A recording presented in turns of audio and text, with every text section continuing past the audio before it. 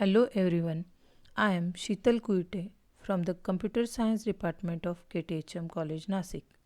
In this video, I am going to discuss the syllabus of software engineering. As all of you know, the course name is Software Engineering, which is the second paper having course code CS232. Let us see some other information regarding this course. So total number of lectures allotted for this course are 3 hours per week. Then total number of credits assigned for this course are 2.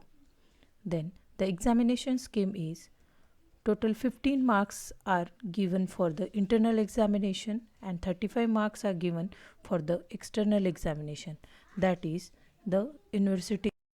The prerequisite for this subject is ER modeling, which is already covered in previous classes. So let's have a look at a simple ER modeling to understand this concept. An entity relationship model, that is ER model, describes the structure of a database with the help of a diagram, which is known as entity relationship diagram.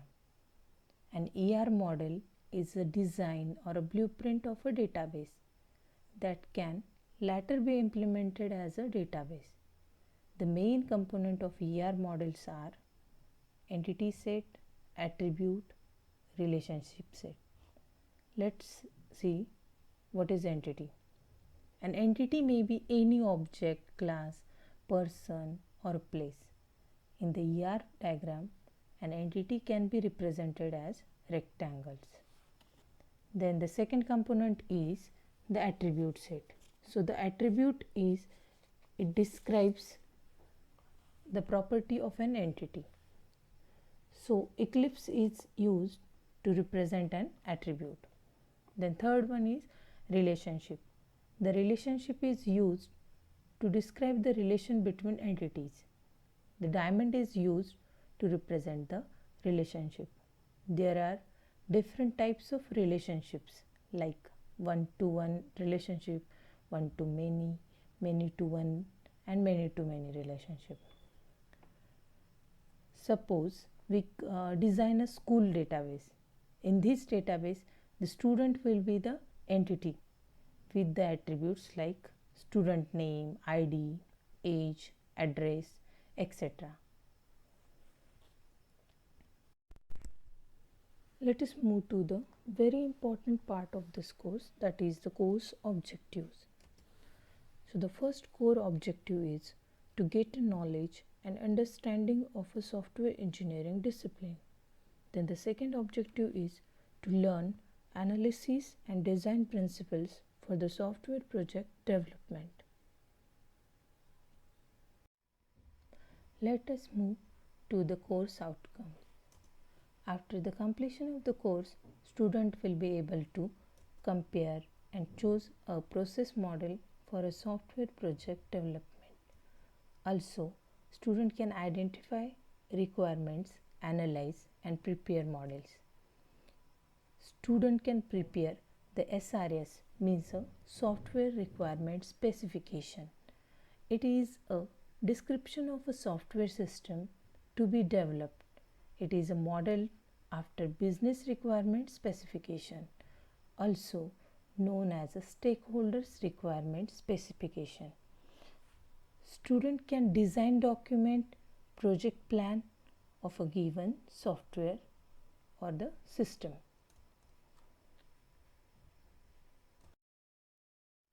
Let us discuss what is the course content. Basically, we are going to study total 5 chapters. So the first chapter is Introduction to Software Engineering and Process Models. Total 8 lectures are allotted for this chapter.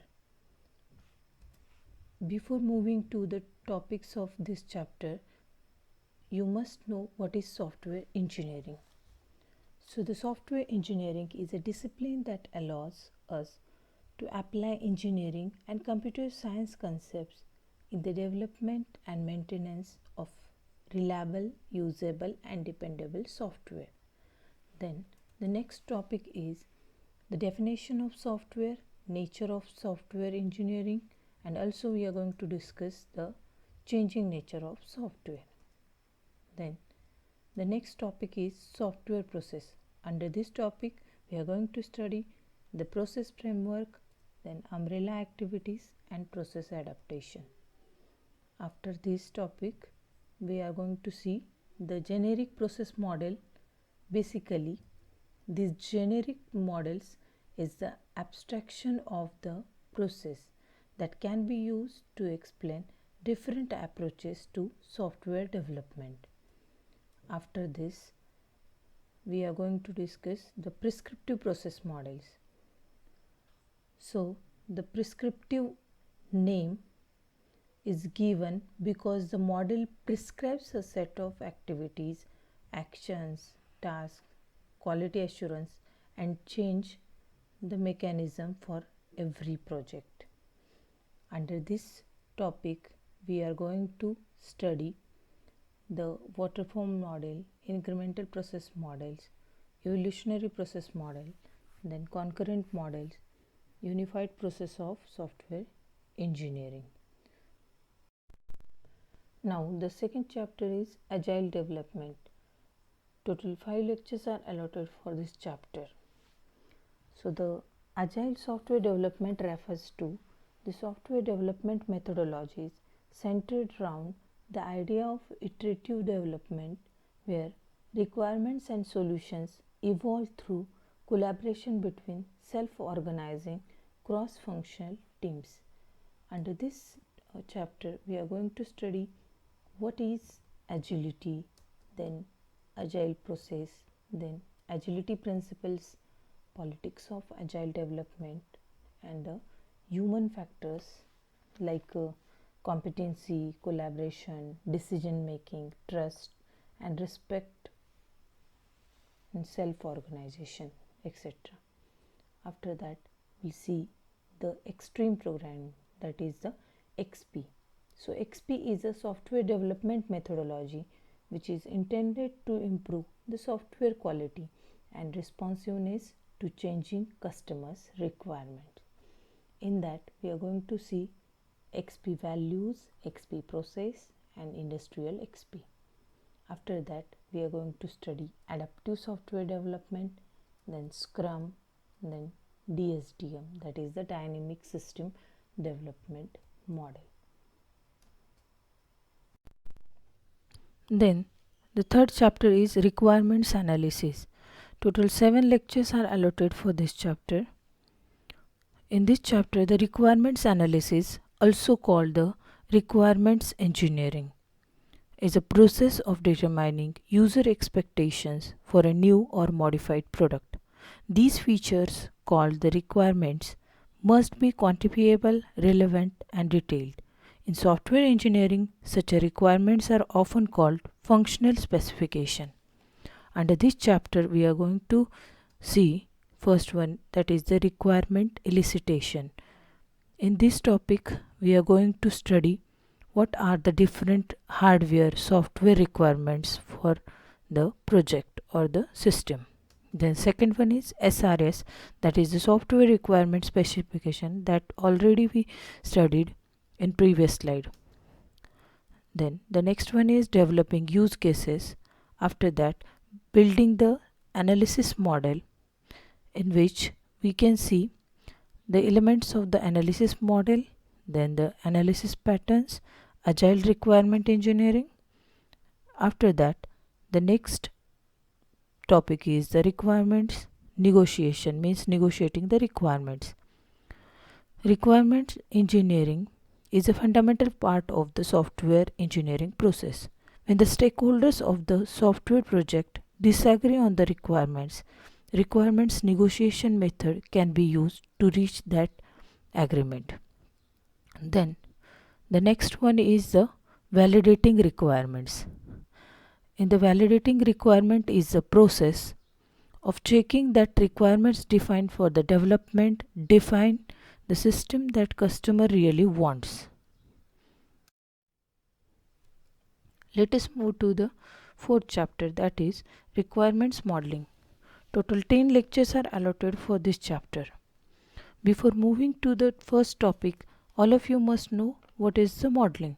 So the modeling process prescribes a sequence of phases to produce the requirements modeling according to the modeling views.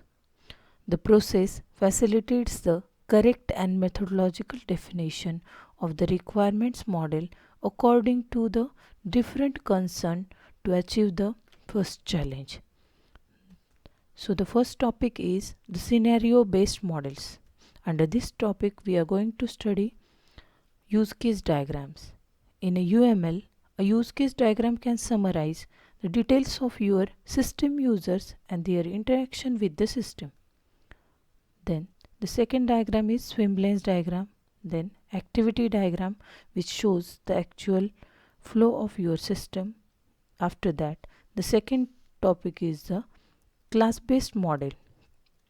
Under this topic, we'll see the class diagram. So the class diagram shows the static structure of a system by showing the system's classes, their attributes, operations, and the relationship among the objects. After that, we'll study the object diagram, collaboration diagram.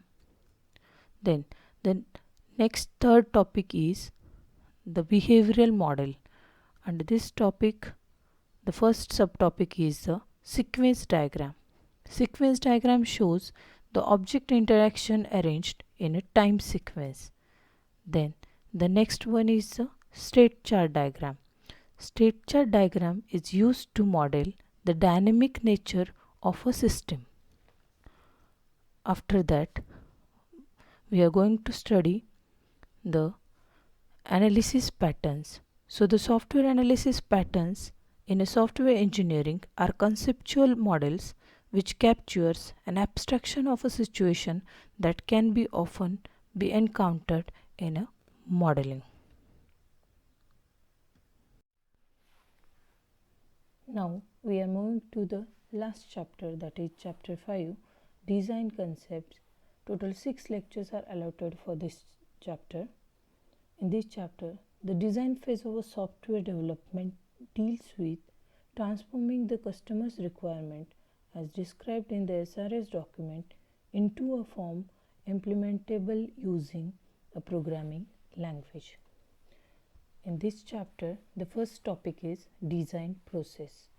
After that, we'll see what are the software quality guidelines and attributes. Then we can see the evolution of the software design. After that, the second main topic is the design concepts. Under this topic, we are going to see what is the abstraction, then architecture of the design concept, then what are the different patterns for the design concepts, then separation of concerns regarding the design concepts, then what is the modularity for the design concepts, then information hiding, then functional independence and refinement, and the various aspects of design concepts. Then we will discuss refactoring, then object oriented design concepts, then design classes, dependency inversion, and design for test. Then the last main topic is the design model. So the design model is an object model describing the realization of use cases and serves as an abstraction of the implementation model and its source code. The design model is used as essential input to activities in the implementation and the test. Under this topic, the first subtopic is data design elements. Then architectural design elements. We'll discuss interface design elements. Then the component level diagram, which is actually the component level design for the software is similar to the set of detailed specification of each room in a house. The component level diagram for the software completely describes the internal details of each software component. The processing of the data structure occurs in a component and an interface which allows all the component operations. Then the next one is the deployment level diagram. So the deployment level design elements shows the software functionality and subsystems that allotted in a physical computing environment which supports the software. After the brief discussion of syllabus, let us have a look at reference books available for this course. So the first book that is a very good book for this syllabus, The Software Engineering, a Practitioner's Approach by the Roger Pressman. Then the second book is A Concise Introduction to the Software Engineering by the Pankaj Jalote. Then the third book is The Unified Modeling Language Reference Manuals by the James Ramberg, Jacobson and the Grady Butch. Thank you.